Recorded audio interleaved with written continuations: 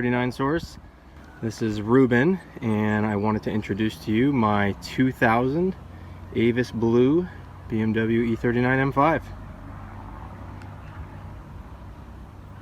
I am really excited to own this car. I just wanted to start off by saying a big thank you to the E39 source guys, Ryan and Kenan and Alex, and all of you. I have been watching your videos endlessly for the past 2 years as I've kind of been researching the car I wanted to get. I just acquired this car on April 20th. It's now about what, May 19th, May 18th, I think. And it has just been an absolute joy to own, sort of everything I dreamed it would be. I'm the 5th owner of this car, which sounds like a lot, but I've actually been able to confirm via things like m5board.com that this car has been enthusiast owned its entire life. I purchased this car in San Francisco. I'm coming to you today outside Seattle, Washington. And I had about the best 800-mile drive of my whole life driving this thing home. It is in fantastic condition, especially given the age. The miles as it sits now, I picked it up with about 87,000. I'm already all the way up to 89. And this is a daily driver for me, so I will be commuting in this car about 3 to 4 days a week, and when I'm not commuting, I'll be driving the hell out of it anyway.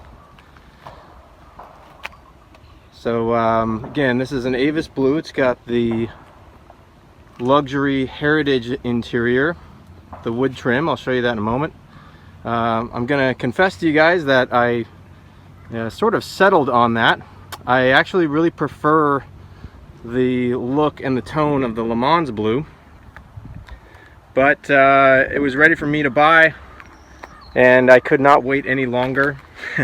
And of course, mechanicals are much more important, service history are much more important than everything else, and this car is a fantastic example.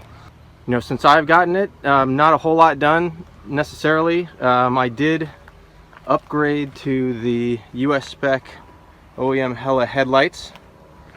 I actually prefer the look of the US spec on the darker cars, although can't argue those Euro headlights are not fantastic as well. Maybe someday, but I do like the way these turned out. I got a great price on them from the boards, and they're brand new.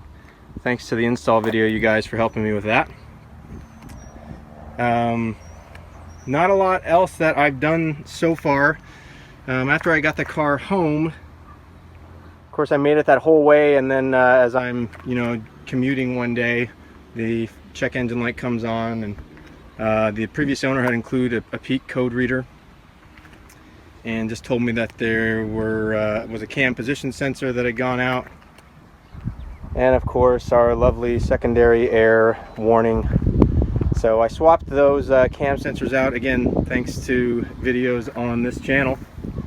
I was a real bear, but I'm glad I did it. I saved a ton of money, and no issues since. The previous owner had facelifted the tail lights, which was interesting that did those and not the front, but he said he preferred the look of the old ones. So these tail lights are pretty much brand new. The only thing that is not stock on this car essentially is the exhaust. It does have a Borla aftermarket exhaust, which I believe the 3rd owner had put on. The 3rd owner drove this car the majority of the miles.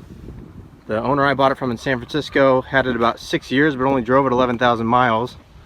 And considering how little he drove it, he put a ton of money into this car.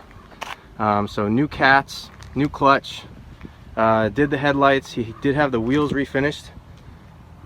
They have since incurred a little bit of rash in a couple of them, but for the most part, especially compared to most M5 wheels I see, they're in really good shape.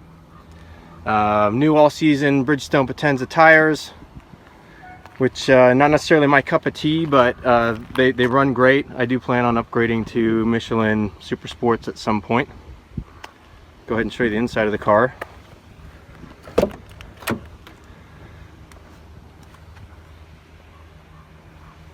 Yeah, so the luxury trim leather in here is in really good condition. It's not perfect, but I'm really happy with it. I think the sun right now is really exposing some flaws, but it looks great. This is a complete leather car. which was not a must-have item for me, but I'll take it as a bonus. The navigation head unit has been upgraded to the Mark IV computer. Previous owner did that. Not a lot of common issues on this car. If there were, they were addressed. The mirror has been perfect. The previous owner did have the pixels fixed with a lifetime warranty. So those are in tip-top shape, which is excellent. It's just one of those little things that definitely drove me nuts. So you can see we're at 89,204. Back seat's in very good condition. I still need to recondition the leather back here, at least give it a shot, but again, I think the sun's kind of exposing a lot of flaws here. It's in really good shape.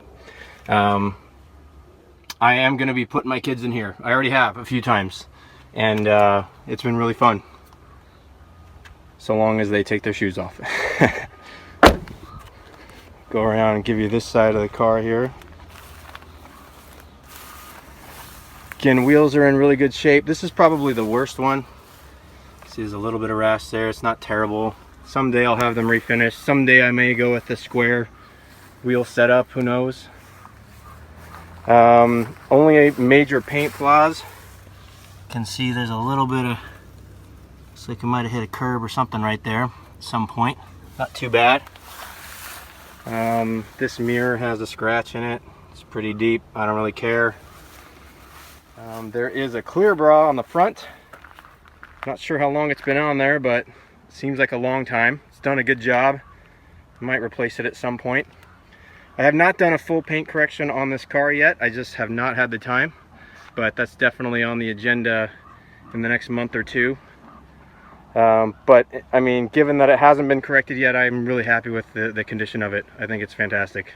Let's see, what else about this car? In terms of future plans, I've got a bunch of stuff already sitting in my garage. I just need to install it. So I've got the E60 short shifter along with the ZHP shift knob. I may mod that knob to keep the illumination because, again, I'm a nerd and I'd love to have that. I would love to facelift the steering wheel at some point. I thought that would really bother me, but this wheel is in great shape and actually hasn't really been an issue. I don't think it looks as good, but it doesn't really bother me much at all. Not as much as I thought it would. I did order, or I guess I purchased the piano black trim. I definitely, originally wanted the sport interior with the silver insets and the silver trim. The wood has actually grown on me. I don't mind it that much now that I've been in the car, but I've seen some pictures with Avus on black with the black piano trim, and it looks killer, and I'm really excited. I actually already have it. I'm just waiting to get a moment to install it, and I'm also waiting on a part from ECS Tuning specifically for the TPMS piece here, which did not come with the kit I bought, so I had to buy that piece separately. This has a Bimmer Nav Bluetooth audio solution. Whatever, it's not very good, but it does the job. At some point I'll probably be looking at getting a Dynavan unit. I don't think the audio in this car is bad at all. This car does not have M audio, just the standard DSP, but I don't know, people really rip on it. I think it's fabulous for what it is. However, my last car was a Miata, so that might explain why my standards in audio are so low. So I'll insert a clip of the exhaust at some point. I never really planned on upgrading or modding the exhaust. However, I had the chance to hear this one from a local owner before I bought it, and I think it sounds great. I'm not like a huge loud exhaust noise guy, but this still has the boiler mufflers on it, and it sounds great. It's not overbearing at all, but it does sound nice and meaty.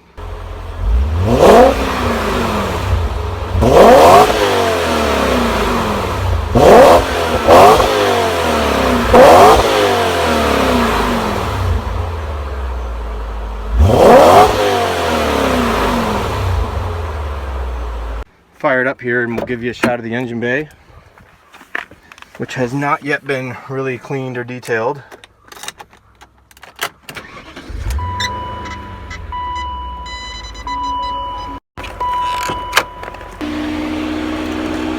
The engine's already warm, but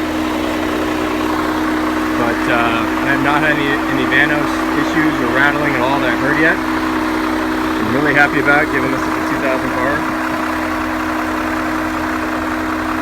It's relatively clean overall. Could use a little detail, which I'll get to at some point. I put new cabin air filters in it. Haven't even had my first oil change yet. The previous owner had done that right before I bought it, so that'll be coming up at some point. It runs like a top. I think I'm gonna have this car a long time. I'm really excited about it. So that's it, guys. Let me know what you think. If you have any suggestions on what you like, you know, let me know. I am so excited to own this car. The first time I saw one of these, I was just starting my career in technology in 2002, working here in the Seattle area. Always saw, you know, these wealthy Microsoft executives bombing around in these things, and thought one day it could be me. So here I am. I'm ecstatic. This has been a dream for a long time, and happy to share it with you guys. So again, drop me a comment. Thanks for watching this video. Thanks again to everybody on E39 Source. I hope to meet some of you guys real soon.